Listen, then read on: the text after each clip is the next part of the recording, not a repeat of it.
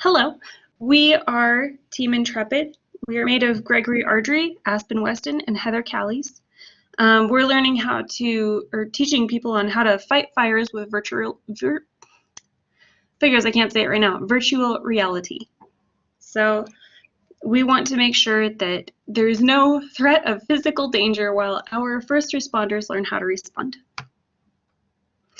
So we're going to create a training program that's going to train firefighters to be successful first responders.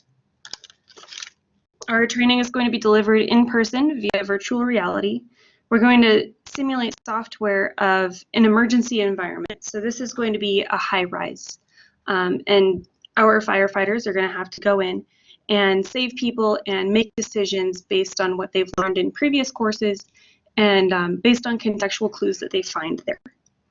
So we're going to have 6 workstations, which we're going to get into a little bit more later.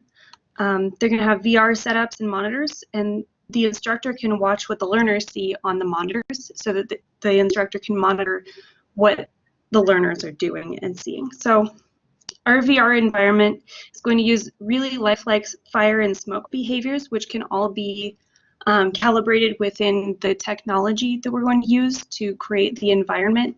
So for instance, I don't know if you guys have heard, but in a house, if smoke is stuck underneath the awning and a flame touches it, it can actually reignite the whole house. So we can program that into the VR simulation and make it more lifelike.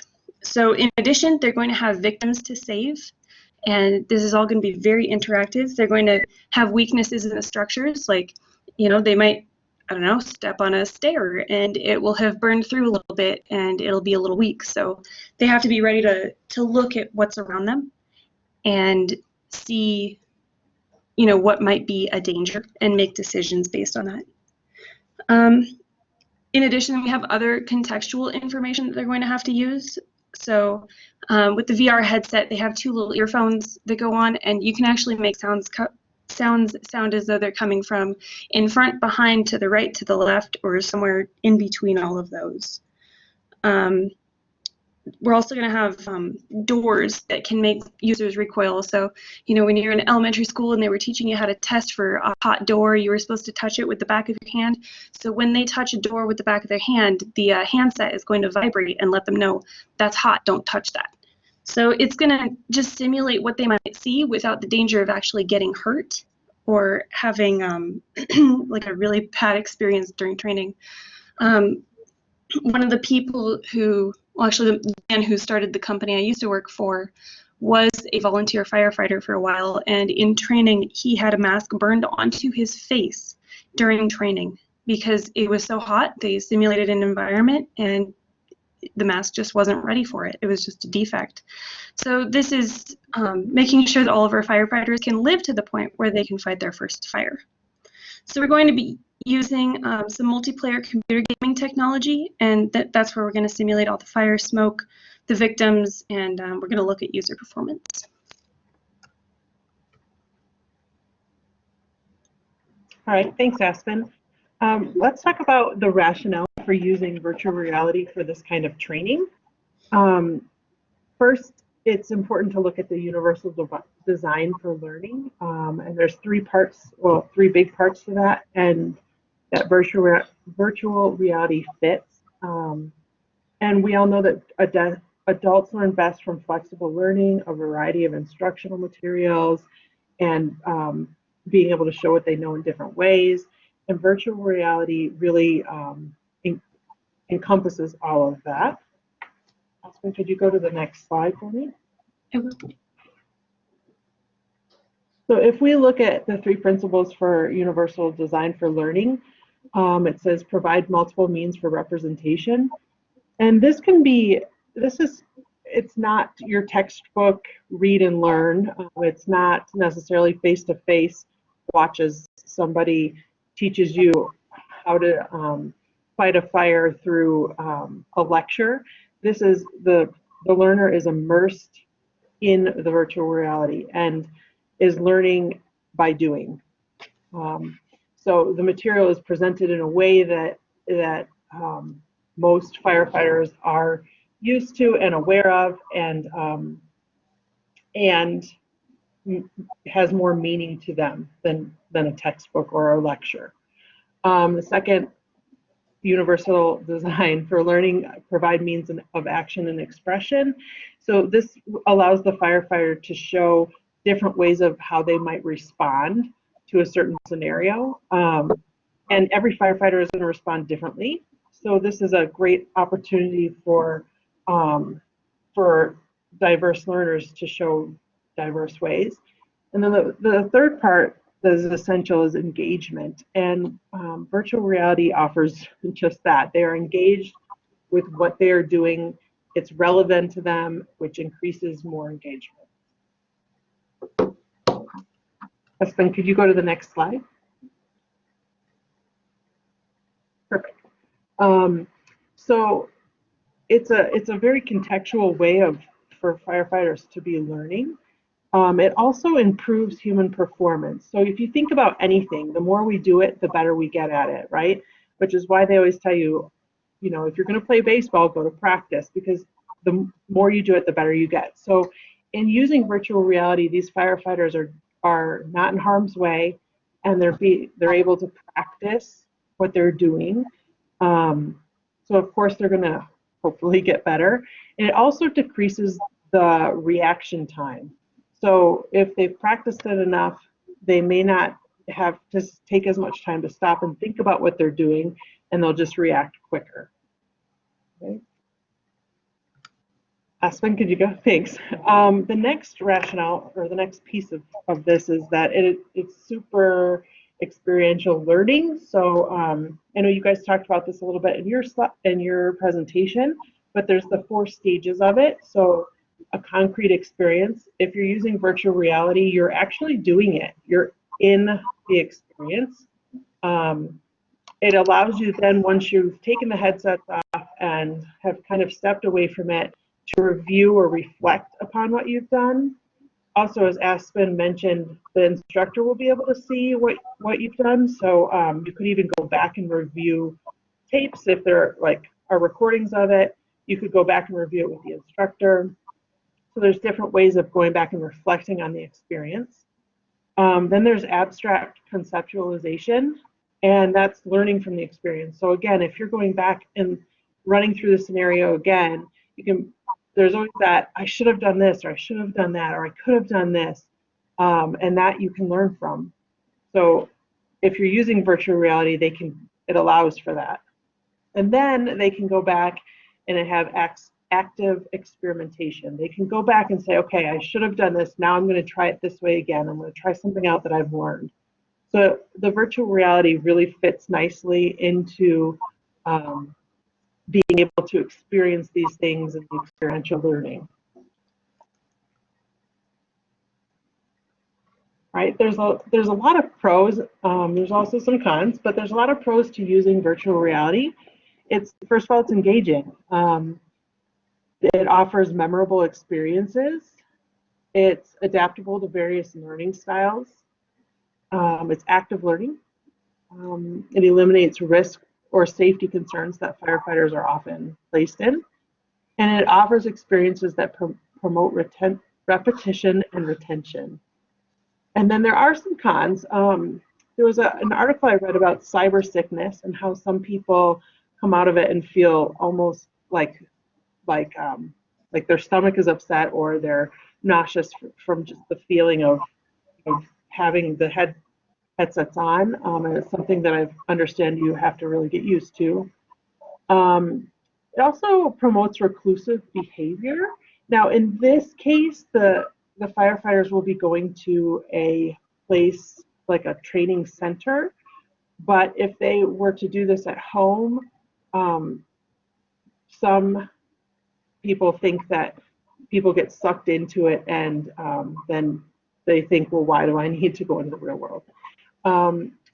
They talked about return to reality is hard. Some people get sucked into these things, and then they've seen, even if it is a firefighter, they've seen dangerous situations, and then going back into your real life is difficult for some people. It can be costly. And then the last thing is adults rely on past experiences to learn new information. So if it's a new firefighter, it might be hard for them to pick up on what the training is teaching them. But this could also be a good thing too, because if they have the experience, and they can go back and try it again. So that one's kind of a pro and a con. And then finally, why is this innovative? And it's because virtual reality is kind of on the forefront of new training and new technologies to use for trainings.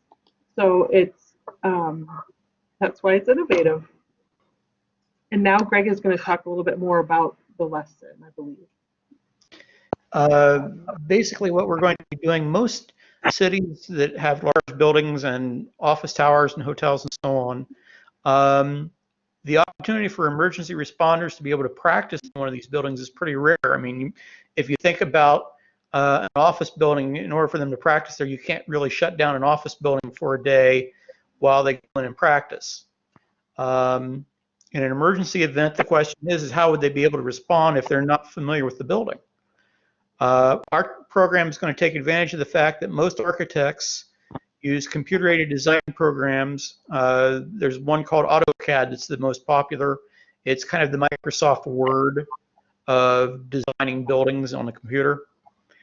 And what we're going to do is we're going to utilize these. We're going to import these existing plans into 3D modeling software to generate photorealistic models of the building, just like Hollywood does for movies and video games. And then we're going to use multiplayer gaming technology and VR to be able to practice inside these virtual environments. Okay, next slide. So I'm going to talk a little bit about how the instructor is going to integrate VR into the classroom. So as I stated before, the training facility is going to have 6 little VR stations, and there's going to be a set number of things that you have to do. So first, the trainer is going to spend a little bit of time just explaining how it works, like how to put it on, what each of the pieces does, how to turn it on, how to interact, like what you can do and what is interactable, if that's a word. I just made it up. Each student's going to be asked to try on the headset, adjust it, make sure that your sound works, that your handsets work, and that everything can proceed smoothly. Then they're going to activate the first scenario. So that first scenario is going to be just a quick tutorial. It's going to teach them how to interact with the system. They're going to pick something up. They're going to try to touch a door, try to open a door, maybe interact with a person. They're going to listen for sounds and try to see where the sounds are going to come from. They're just going to explore and get a feel for the environment. So after that, they're going to take their little goggles off. They're going to talk with the instructor, and they're going to kind of remark on just the experiences, what they've noticed. Everybody's going to comment on something, and the instructor is going to have a list of the number of things that are interactive. That's the word. And so they're just going to talk about it, make sure that everybody knows what's going on and how much you can do within the environment. So then they're going to go back into the scenario, test out their goggles again. It's going to be a really easy scenario. They're going to make a couple decisions for where to go and what to check, just based on previous knowledge that they have. So they will have already taken some courses on how smoke and fire works, what to do in emergency situations, just the basics. So now they're going to put those into action, just in a simulated environment. So when everybody feels comfortable that they know what's going on, they're going to do that third scenario, which is going to have them save an actual person. And it's going to be a very cool experience for them. The electronic floor plan files that we'll be able to get from building owners, architects, and other local authorities can be converted to 3D and imported into a gaming engine to create a simulated environment. The group of 6 trainees will start out with a short orientation session, like we talked about, and they're going to learn with that how to move through and interact with the environment. The instructor is going to keep an eye on them, make sure that they acclimate to using the system and don't have any problems with cyber sickness. As time goes on and they get acclimated, sessions are going to get longer. and the computers are going to score the trainees on how quickly they can accomplish the objective, which may be putting out a fire or rescuing victims. They'll also lose points for unwarranted risks, as Aspen talked about, where if they forget to check a door and there's some danger behind that door, like a fire, flash over, something like that, they'll lose points for that. The team will be able to talk to each other on the headsets as if they were in radio contact at a real fire scene. So to assess the impact of technology, it's kind of a two-part system. So first, we want to give them a survey after they complete the VR, which is going to ask them to rate how prepared they feel they are to experience a real emergency situation. Like, do you think that you could go into a burning building at this point? We're going to ask them if they think that VR is realistic. We're going to ask them if they feel, or how they feel VR compares to the face-to-face training, and whether they felt the VR experience helped them to think on their feet. So, did they have that opportunity? And that's really the most important thing, is giving them the opportunity to think on their feet without that risk of danger.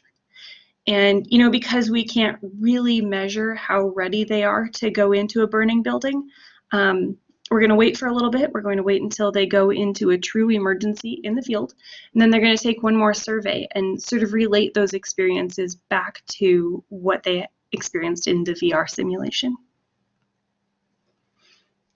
And then our expected outcomes include students learning and retaining the information, having their reaction time improve significantly, hopefully, having them, enjoy the experiences and be motivated to complete the training again, because we can always use a refresher, and also to have them better understand virtual reality and how to use it. So maybe they'll actually get themselves a little set at home.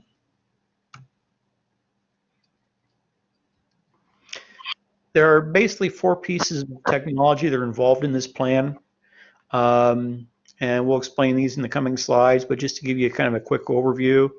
The computer-aided design software and the electronic blueprints in AutoCAD, those are the floor plans for the building that include the dimensions and all that information. And this is an existing library of buildings that we can pull upon so that they can be actually going into a building within their jurisdiction in practice. These drawings then will be imported into a piece of 3D rendering software, which converts the floor plans into photorealistic 3D replicas, and we're going to be using a product called LightWave, and we'll show you a little bit of that here in a bit. Then we're going to import that into a gaming engine, which is kind of the brains of the whole thing. It will add the fire and the victims to be rescued, that type of thing, and drives the VR environment as far as computer programming. And then lastly, the VR headsets will be used by the users to be able to interact with the environment.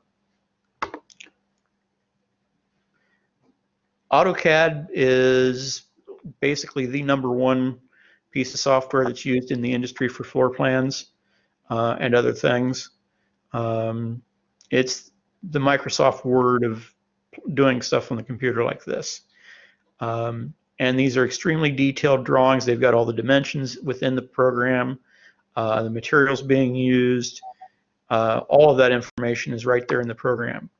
And the fact that basically every architect uses this particular program means that we have a library of buildings out there that we can call on, that whatever city the fire department is that we're working with, we can find out what buildings in that city basically they need to be able to practice in, and we can customize it so that they can work with actual buildings within their jurisdiction.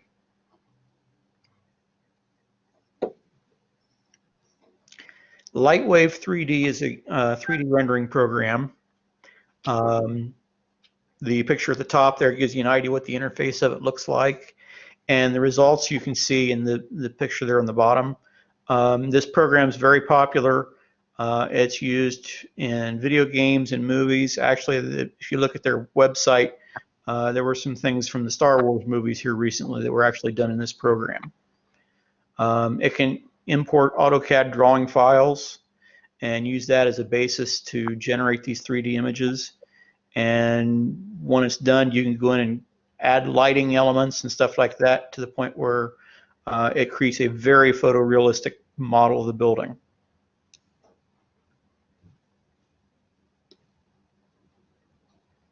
For the programming environment, we're going to be using a gaming engine.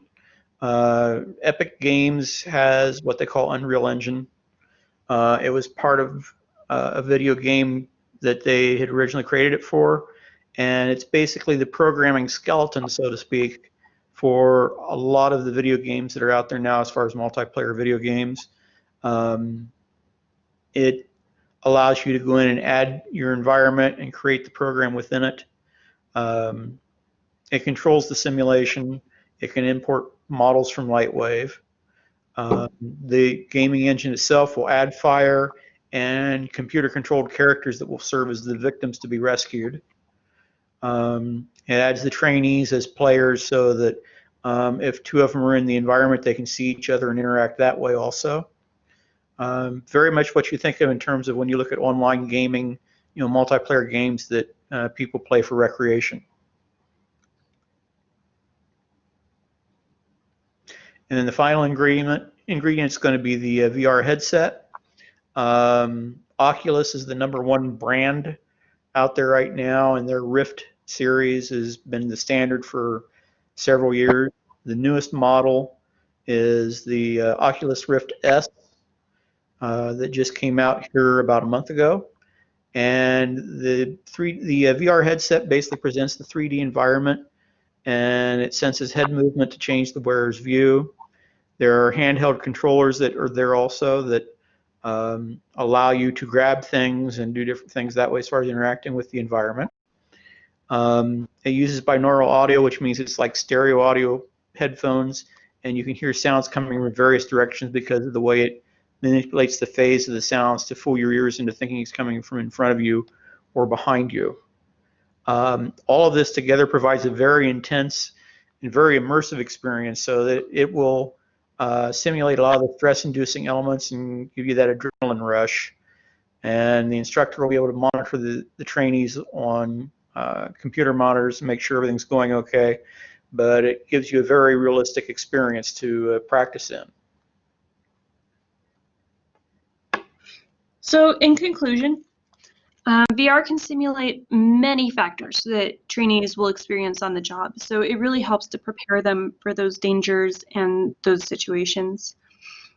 Our first responders have to handle a lot of severe stress while they make really instantaneous life or death decisions.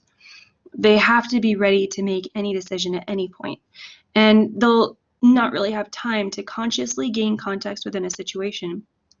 So our training is going to help, teach them how to subconsciously gain that context. Notice where flames are coming from the corner of your eye, and be ready to act on that information. So our simulated environments of emergency situations are going to help them learn how to gain as much context as possible in that smallest amount of time.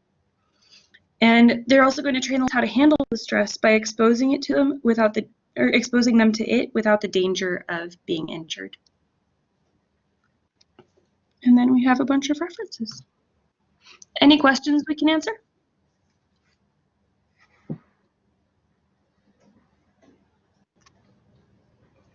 Thank you.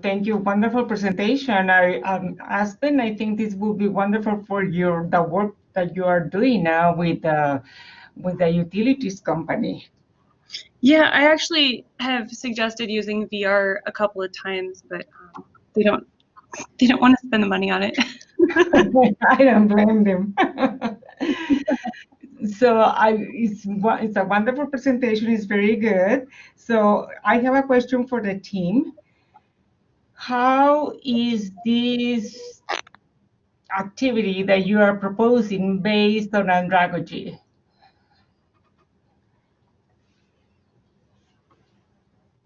I'm sorry, could you say that again? How was it based on what?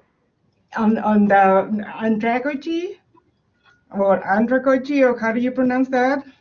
I'm sorry, that's the difficulty of not teaching in person. You're saying like adult learning theory, in other words. Yes, thank you. How do you pronounce it? And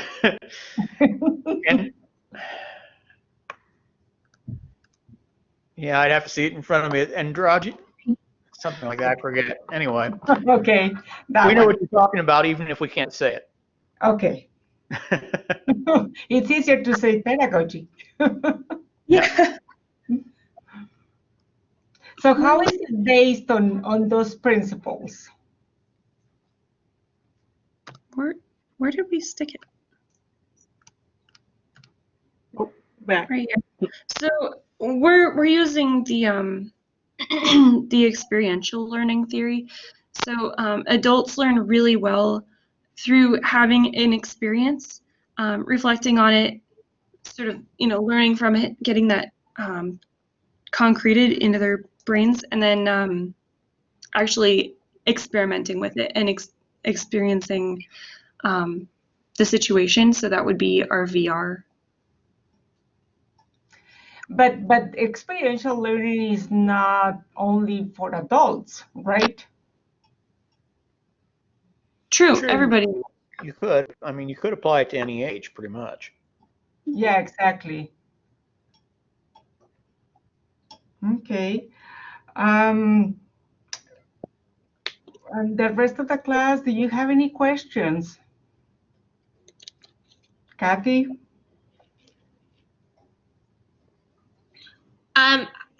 I thought it was extremely straightforward, and I really understood it. I guess some of the questions I had, because I don't have like prior knowledge on it, is do you know like what type? Do you know of any like first responder companies that are already using this? Like, do they use it in the Army or something like that? I've not heard anything directly. I mean, I've seen some stuff where people have talked about trying to do something similar to this. The Marines do use it for, Yeah, I don't know what situations they use it for, but I know that they use it. the Army uses it, and actually they use it for they use it for training, and they created this game that probably all of you are familiar, that it was about recruitment for the Army. It wasn't virtual reality, but it was advanced for the time when they released it. Interesting. Thank you. I thought it was only the Marines. That's really cool. I think I remember seeing a story on 60 Minutes about that, in fact. Now that you've brought it up, mentioned it. About what? About them using it as a recruiting tool. I believe I seen a story on 60 Minutes talking about that. Back some Probably. time ago. Yeah, probably. Mm-hmm. Anything else? I had trouble turning on my microphone a minute when you asked if I had any questions, but the thing I wondered, would they be able to repeat this at other times if they wanted additional practice? I think that's the part of the beauty of it, is that if a firefighter trains and then goes over the outcome of it with their instructor and comes back, they could redo it. Like, I think that's part of the beauty, because you could do it over and over if you wanted, if you felt like you needed more experience with it, or you could, if you felt like you've got a control of your learning, that you don't need extra practice, you don't have to.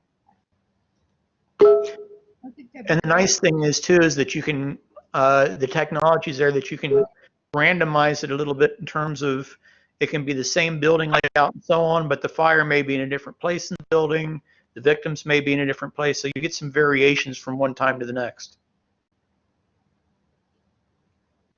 I think like the other idea, this idea has very good chances of getting to the market if you can create all of these. I have a last question, and this is for Heather, or for the team actually. You talked about UDL. So how would you accommodate virtual reality for a blind person? Ooh, good question. I hadn't thought about that.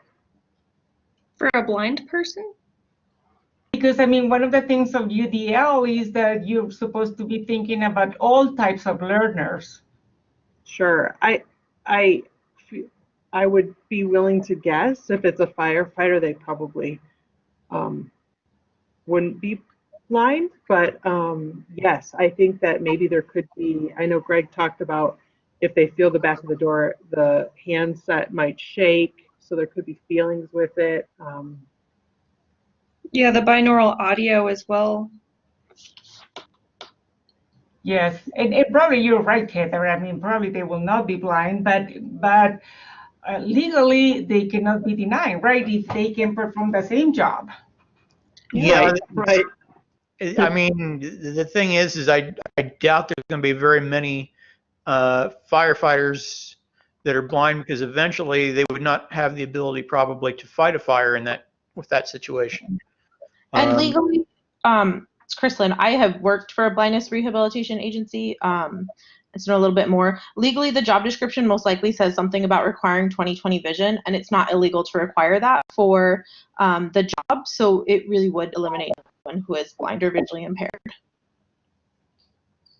Thank you. But, yeah. ASU has actually, there's like in the robotics kind of lab, there's this glove that someone has developed, and it actually takes like facial expressions and things like that and translates it into a tactile, like you know how if anyone has like an Apple Watch, it gives you haptic feedback, like it buzzes and different things. So it translates facial expressions to essentially the glove, so you would get feedback on your hand and different things. So something like that integrated into the technology would be interesting for someone who's visually impaired in other. That's so neat. It is. It is. Well, any other questions, everybody? Okay, remember that you still need to complete your evaluations and you still need to submit your reports. Kathy, do you have a question? No. Okay. Thank you. Well, everybody, this has been wonderful. Too bad that we only had 2 presentations, but they were very good. So thank you so much for attending today.